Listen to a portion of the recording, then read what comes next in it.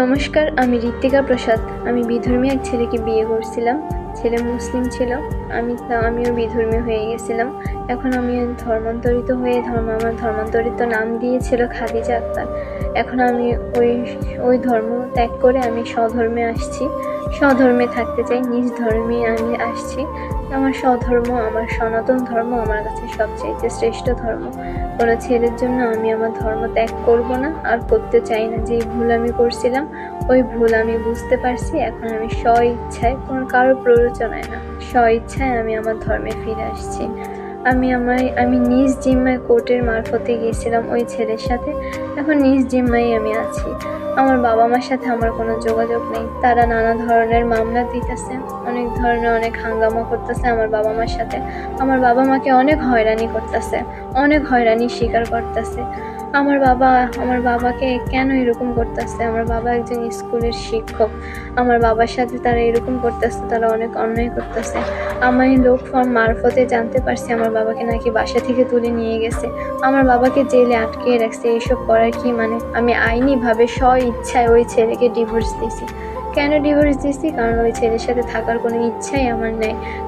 কারণ ওই ছেলের পরিবার ভালো না, ছেলের মা ভালো না। ছেলের মা প্রতিনিয়ত আমার সাথে দুর্ব্যবহার করত, তার ছেলের সাথে আমার জন্য দুর্ব্যবহার করত। তার ছেলেকে অনেকভাবে অনেক কথা, আমাকে ইঙ্গিত দিয়ে অনেক ধরনের অনেক কথা বলতো, অশ্লীল ভাষা ব্যবহার করত। যখন কোর্ট থেকে আমাকে নিয়ে গেছে, সবাই ওনাকে বলছিল যে এই মেয়েকে কোনো কষ্ট দিন না।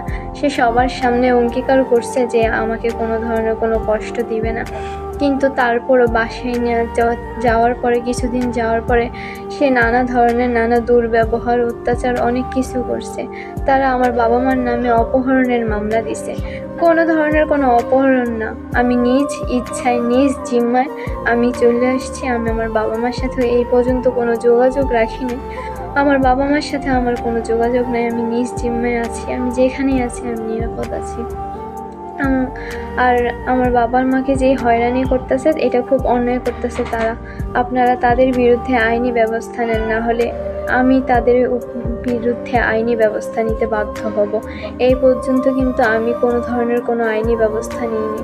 তারা যা করতেছে আমি শুধু চুপচাপ সহ্য করতেছি। তারা অনেক ধরনের অনেক মিথ্যা মামলা দিছে।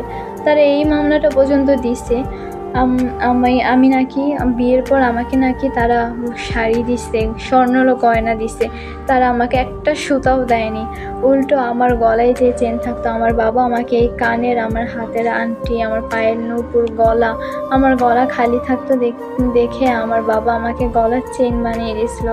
তারা আমি যাওয়ার পরপর তার এই শাহীন হাওলাদারের মা রোকসানা বেগম আমার গলার এই চেইন বিক্রি করে ফেলছে। আমার পায়ের নূপুর তারা নিয়ে নিছে, তাদের কাছে আছে, তারা নিয়ে নিছে। কিন্তু উল্টা আমার নামে তারা ফাঁসিয়ে মামলা দিছে। আমার বাবা মাকে মামলা দিছে, আমার বাবা মা নাকি আমাকে অপহরণ করে নিয়ে আসছে। আমি একজন অ্যাডাল্ট মেয়ে, আমাকে কিভাবে অপহরণ করে নিয়ে আসবে? আমি নিজ জিম্মায় গেছিলাম, নিজ জিম্মায় চলে আসছি। ওই ছেলেকে আমি আইনিগতভাবে স্ব ইচ্ছায় ডিভোর্স দিছি। ওই ছেলের সাথে আমি কোনো ধরনের কোনো সম্পর্ক রাখবো না। ওরকম নোংরা একটা ফ্যামিলিতে আমি আর কখনো যাব না, আর যেতে চাইও না। ওই ছেলের মা খুবই খারাপ, খুবই খারাপ। ছেলের মার সাথে ওই ছেলের মার সাথে সংসার করা আমার পক্ষে খুবই কষ্টকর। আমি থাকতেই পারবো না। ওই ছেলের মা প্রতিনিয়ত দুর্ব্যবহার করতো আমার জন্য, তার ছেলের সাথে দুর্ব্যবহার করতো, তার ছেলেকে নানা ধরনের নানা কথা বলতো। এমনকি এটাও বলতো আমার জন্য নাকি তার ছেলে তার কোল ছাড়া হয়েছে। আমি যবে থেকে ওই বাড়িতে গেছি, ওই বাড়িতে নাকি অশান্তি, অনেক ধরনের কথা বলতো। এইসব সহ্য করার ক্ষমতা আমার নাই। অনেক ধরনের আমার বাবা মা ছোটোবেলা থেকে আমাকে অনেক আদর করে বড় করছে। ওনাদের কালচারের সাথে আমি নিজেকে মানিয়ে নেওয়ার চেষ্টা করতে পারলেও করতে পারিনি, কারণ তারাই আমাকে মানিয়ে নিতে পারেনি। আমি মানিয়ে নেওয়ার চেষ্টা করছি ওনার সাথে, কিন্তু উনি আমাকে মানিয়ে নিতে পারেনি। সব কিছু মিলিয়ে আর সবচেয়ে বড় কথা হলো, আমি বিধর্মী একটা ছেলের সাথে গেছি। আমি আমার নিজ ধর্ম কেন ত্যাগ করব? আমি আমার নিজ ধর্মে আবার ফিরে আসছি। যা ভুল করছিলাম সেই ভুল শুধরে নিচ্ছি। আমি আমার ধর্মে ফিরে আসছি, আর আমি কারো প্ররোচনায় বা কারো জোরাজোরিতে আমি আসিনি। আমি আমার নিজ জিম্মায় আবার চলে আসছি, কারণ আমি একজন অ্যাডাল্ট মেয়ে।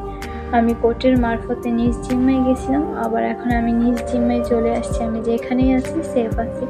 আমার বাবা মার সাথে কোনো যোগাযোগ আমার এই পর্যন্ত নেই। দয়া করে আমার বাবা মাকে এর পর থেকে, আমার এই স্টেটমেন্টের পর থেকে আমার বাবা মাকে যদি কোনো ধরনের কোনো হয়রানি করা হয়, তাহলে আমিও তাদের নামে মামলা দিতে বাধ্য হব। আরও অনেক কথা আছে, আমি তাদের নামে নির্যাতনের মামলা দিতে বাধ্য হব। আর কোনো ধরনের কোনো কথা বলতে চাই না, অনেক কথাই বললাম। আপনারা সবাই, আর তারা যদি কোনো ধরনের কোনো অভিযোগ আনে আপনারা গ্রহণ করবেন না, কারণ তারা যা অভিযোগ আনে সবটাই মিথ্যা, পুরোটাই সাজানো। ওই নোংরা ফ্যামিলিতে আমি আর যেতে চাই না। আপনারা দয়া করে আমার সাহায্য করুন, আমার বাবা মার সাহায্য করুন। আমার বাবা মাকে এরকম হেনস্থা করবেন না দয়া করে। আর আমি কারো প্রয়োজনে আসি নাই, নিজ জিম্মায় গেছিলাম, নিজ জিম্মায় আসছি। আমি একজন অ্যাডাল্ট মেয়ে, আমি আমার নিজের মতো থাকতে চাই। আমাকে শান্তি দিন, আমার বাবা মাকেও শান্তি দিন। আমার বাবা মা আমাকে ত্যায্য করে দিছে, আমি আমার বাবা মার কাছেও যাইনি। আমি আমার মতো আছি, আমার বাবা মাকে বাবা মার মতো থাকতে দেন দয়া করে। আমার বাবা মা অনেক সম্মানীয় ব্যক্তি, সুনামধন্য ব্যক্তি। আমার বাবা মার এই সুনামগুলো আপনারা নষ্ট করেন না, আমার বাবা মাকে এরকম হেনস্থা করবেন না। আমার বাবা মার এখানে কোনো ধরনের কোনো দোষ নেই। দয়া করে আমার বাবা মাকে আর কোনো ধরনের কোনো হাঙ্গামা, কোনো ধরনেরই কোনো প্ররোচনা, কোনো ধরনের কোনো কিছুই করবেন না। আমার বাবা মাকে এবার শান্তি দিন দয়া করে।